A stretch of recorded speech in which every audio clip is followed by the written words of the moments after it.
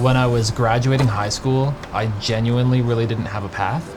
I saw one of the old paper pamphlets like pinned up to the bulletin board in my music class. You know, it had like a big, I'm sure it was a Mackie mixer now, but I'd never really seen one, and like all the knobs and everything. Like, this is the coolest thing ever. So then I Googled it, or maybe Yahoo'd it, because it was 2003, and found the website, and I was like, this is what I want to know how to do. And I didn't really know it, but I knew it, you know? And then I just kind of took the leap of faith and signed up and got in, and that was it. That was the end of it. The real goal at the time, I thought I wanted to be a studio guy, but knowing what I know now, it's like that the pace of that is too slow for me personally. That's why I kept on the live path. Let's call it one.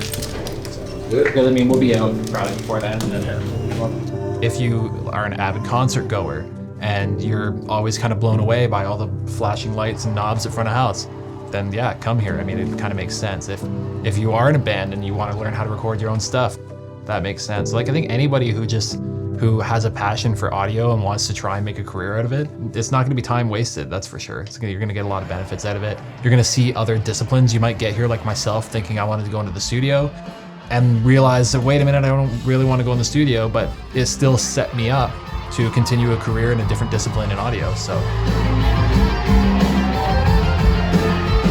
You're like an influencer, Rachel. Don't forget to smash the like button. my name's Andrew Slipper Brown. I'm a tour manager, front of house engineer, currently on tour with Mother. I'm based out of Toronto, Ontario, Canada, and I graduated OIART in 2006. You want to try it? You just want tone? Yeah? Front of house basically encompasses mixing the sound for the audience. So we have two positions on our tour: front of house, audio mixer, and monitor mixer. Monitors, of course, mixing for the artists on stage. And then my job is just getting one solid record-like mix out to the PA for the audience and the masses to take in and absorb. A standard day for me on tour, you know, I'm probably getting out of the bunk at 9 in the morning if all goes well.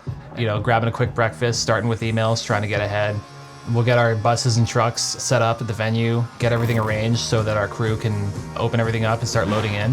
While they're loading in, I'll be going through the venue with the Live Nation reps or whoever the reps are on our tour, motor reps, sorting out dressing rooms, sorting out hospitality, all that kind of stuff, taking care of any kind of like operational logistics that have to take place in the day. And then I really kind of don't get into sound mode until probably at least an hour or 2 hours after load-in. I'll go out, tip my console, build my world, do a quick PA tuning. Really, we don't have a system engineer on this tour, so like I'm kind of doing all the tuning myself. I'll do a virtual sound check, usually from the night before, or from like a show that had another similar room. So if we're in a really loud, vibrant room, I might choose a different day worth of tracks from another loud, vibrant room on the tour.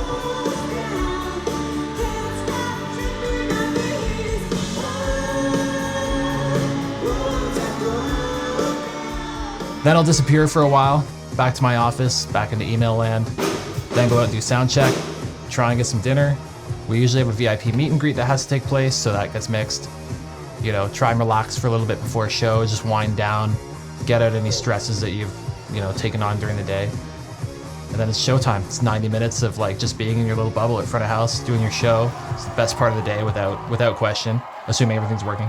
When we're done at the end of the night, strike the console, it all goes back in the truck. Take all the beers back to the bus and call it a day.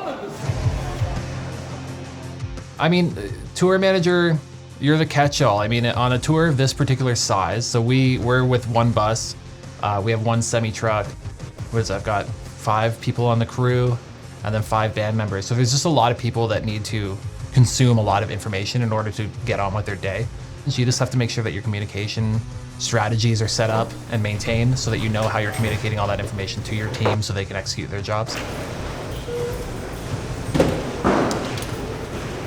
Challenges are definitely, with this tour, is going into rooms of different sizes. So for the most part, we are in soft seats, really big stages, and then there's of course, technical challenges you'll run into. I mean, backline's gonna have things failing, audio's gonna have failures, lighting's gonna have failures. So like just making sure that you and your team are working effectively to like mitigate any of those failures, fix the failures, just make sure that the show is always happening as consistent as it can be.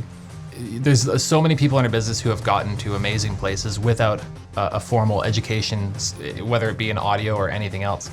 But I think it would take longer Because what the education gives you is a very, very good baseline to go into, especially like this is a technical school, so a technical baseline is super important. Gives you a bit of a head start. The biggest thing that you need to take away from this school going into a real career is the right attitude. Because at the end of the day, especially in touring, attitude is so, so important because you're working very, very closely with people for a very long time in a confined, tight environment.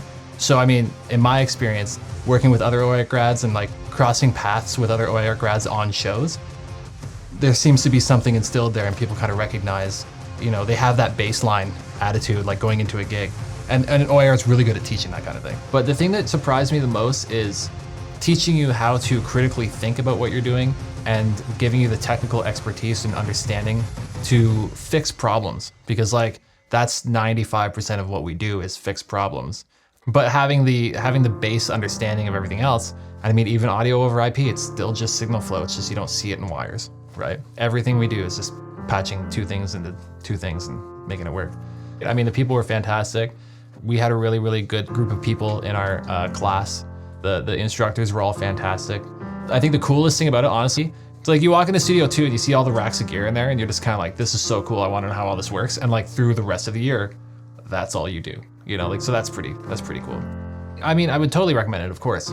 It's great for anybody who knows that they have, you know, a kind of like a desire, if you will, to learn more about audio and production, but maybe you don't totally understand exactly what direction you want to go in. Like maybe you love movies and you love the sound of movies, but you don't totally understand like all the roles or all the positions or anything about what it actually takes to make that sound. Like if you come here, you're gonna figure it out and you're gonna get a taste of that. So like I think anybody who has a passion for audio and wants to try and make a career out of it, it's not gonna be time wasted, that's for sure. 100% recommend it.